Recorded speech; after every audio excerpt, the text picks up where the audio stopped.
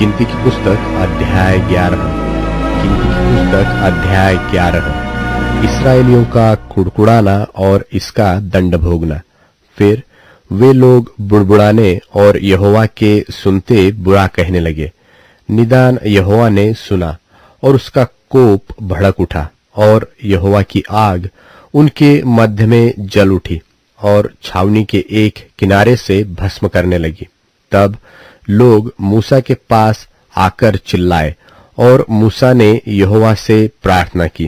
तब वह आग बूझ गई और उस स्थान का नाम तबेरा पड़ा, क्योंकि यहोवा की आग उनमें जल उठी थी। फिर जो मिलीजुली भीड़ उनके साथ थी वह कामुकता करने लगी और इस्राएली भी फिर रोने और कहने लगे कि हमें मांस खाने को कौन देगा। हमें वे मछलियां स्मरण है जो हम मिस्र में सेंतमेंत खाया करते थे, और वे खीरे और खरबूजे और गंदने और प्याज और लहसुन भी। परंतु अब हमारा जी घबरा गया है। यहाँ पर इस मन्ना को छोड़ और कुछ भी देख नहीं पड़ता। मन्ना तो धनिये के समान था और उसका रंग रूप मोती का सा था। लोग इधर उधर जाकर उसे बटोरते और चक्की में पीसते व ओखली में कूटते थे, फिर तसले में पकाते और उसके फुलके बनाते थे, और उनका स्वाद तेल में बने हुए पुए का सा था। और रात को जब छावनी में ओस पड़ती थी तब उसके साथ मन्ना भी गिरता था। और मूसा ने सब घरानों के आदमियों को अपने अपने डेरे के द्वार पर रोते सुना, और यहोवा का कोप अत्यंत भड़का और मूसा को भी बुरा मालूम हुआ। तब मूसा ने यहोवा से कहा, तू अपने दास से यह बुरा व्यवहार क्यों करता है, और क्या कारण है कि मैंने तेरी दृष्टि में अनुग्रह नहीं पाया कि तूने इन सब लोगों का भार मुझ पर डाला है। क्या ये सब लोग मेरे ही कोख में पड़े थे? क्या महीने उनको उत्पन्न किया?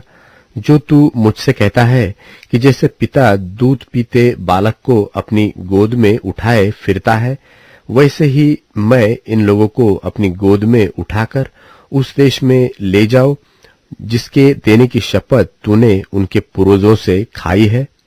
मुझे इतना मांस कहां से मिले कि इन सब लोगों को दूं?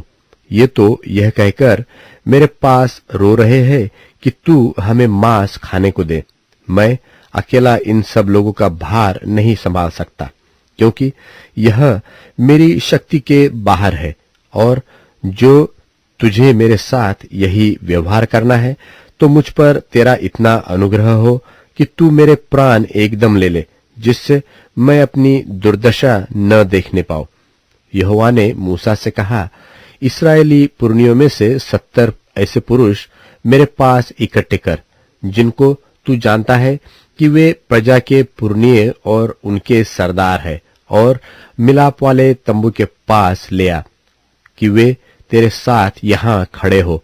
तब मैं उतरकर तुझसे वहां बातें करूंगा, और जो आत्मा तुझ में है उसमें से कुछ लेकर उनमें समाऊंगा, और वे इन लोगों का भार तेरे संग उठाए रहेंगे, और तुझे उसको अकेले उठाना न पड़ेगा। और लोगों से कह, कल के लिए अपने आप को पवित्र करो, तब तुम्हें मांस खाने को मिलेगा, क्योंकि तुम यहोवा के सुनते हुए यह कहकर रो रहे हो कि हम मांस खाने को कौन देगा, हमें मांस खाने को कौन देगा, हम मिस्र ही में भले थे। सो यहोवा तुमको मांस खाने को देगा और तुम खाना। फिर तुम 1 दिन व 2 दिन व 5 व 10 व 20 दिन ही नहीं, परंतु महीने भर उसे खाते रहोगे, जब तक वह तुम्हारे नथनों से निकलने न लगे और तुमको उससे घृणा न हो जाए, क्योंकि तुम लोगों ने यहोवा को जो तुम्हारे मध्य में है तुच्छ जाना है, और उसके सामने यह कहकर रोए हो कि हम मिस्र से क्यों निकल आए।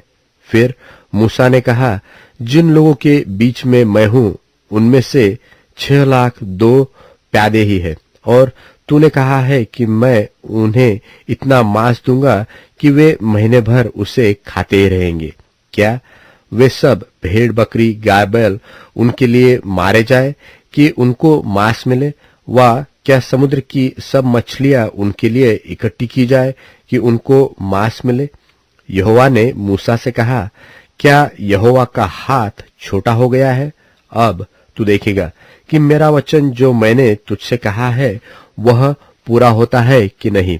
तब मूसा ने बाहर जाकर प्रजा के लोगों को यहोवा की बातें कह सुनाई और उनके पुरनियों में से 70 पुरुष इकट्ठे करके तंबू के चारों ओर खड़े किए। तब यहोवा बादल में होकर उतरा और उसने मूसा से बातें की, और जो आत्मा उसमें थी उसमें से लेकर उन 70 पुरनियों में समवा दिया। और जब वह आत्मा उनमें आई तब वे नबूवत करने लगे, परंतु फिर और कभी न की।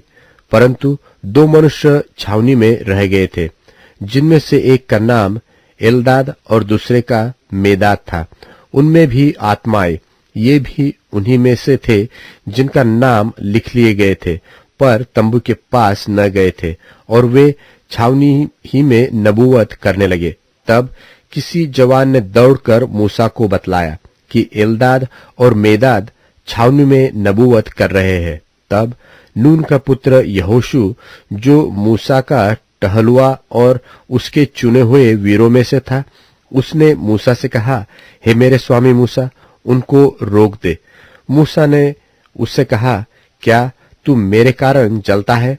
भला होता कि यहोवा की सारी प्रजा के लोग नबी होते और यहोवा अपना आत्मा उन सबों में समवा देते।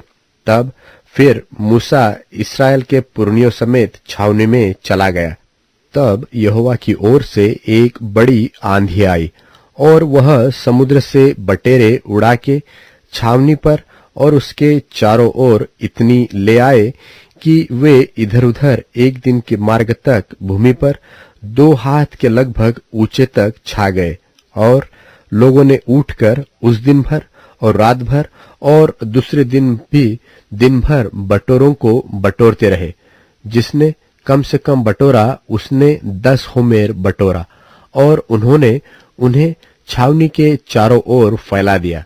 मांस उनके मुंह ही में था और वे उसे खाने न पाए थे कि यहोवा का कोप उन पर भड़क उठा, और उसने उनको बहुत बड़ी मार से मारा। और उस स्थान का नाम किब्रोत हत्तावा पड़ा, क्योंकि जिन लोगों ने कामुकता की थी उनको वहां मिट्टी दी गई। फिर इस्राएली किब्रोत हत्तावा से प्रस्थान करके हसेरोत में पहुंचे और वहीं पहुंचे।